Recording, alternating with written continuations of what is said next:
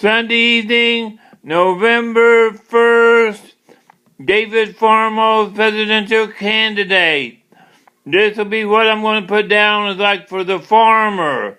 That's like if you get in a situation where the government wants to kill off your livestock to keep an infection spreading throughout the country, the government will reimburse you for any financial loss.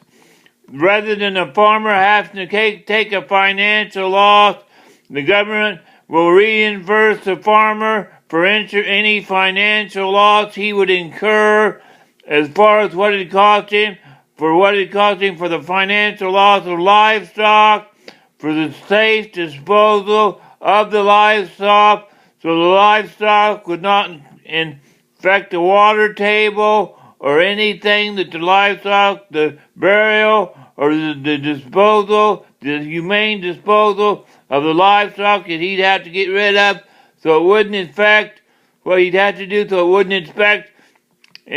infect what would be incurred and it not infecting the rest of the whatever livestock, so it wouldn't infect the rest of the livestock. Now, as far as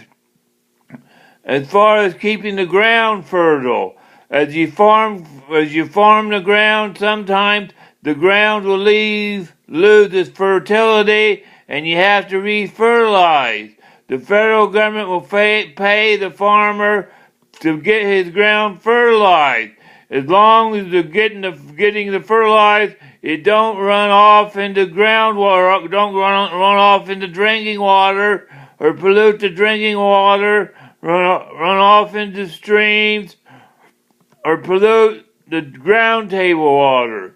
Meaning that if the farmer needs to fertilize ground that was already fertile and was depleted during the operation of growing food, the federal government will pay the farmer whatever it takes to bring the farm ground back up to the standard it was before he farmed the ground.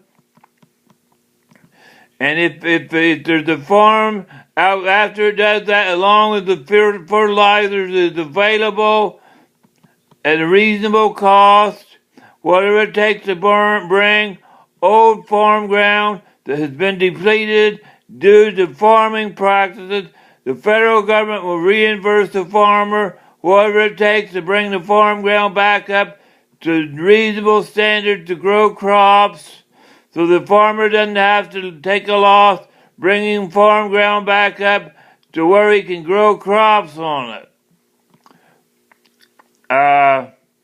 Just a short comment to help the farmer out. Now, if people working for the farm, driving a tractor back and forth the field, that'd be like a truck driver, that may be a $300 an hour job, but in the field it'd be a $200 an hour, 60-40. The farmer get 40% of the $300 on the road, or 40% of the $200 an hour in the field.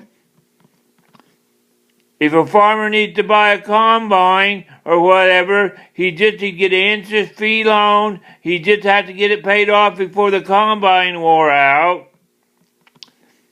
And he'd get paid while the guy was out in the field farming. It may have to get paid more than the $300 an hour for the guy to drive it, so he gets enough money while he's driving it to get it paid off before it gets wore out. He may actually have to get higher wages for that guy to drive it, so 40%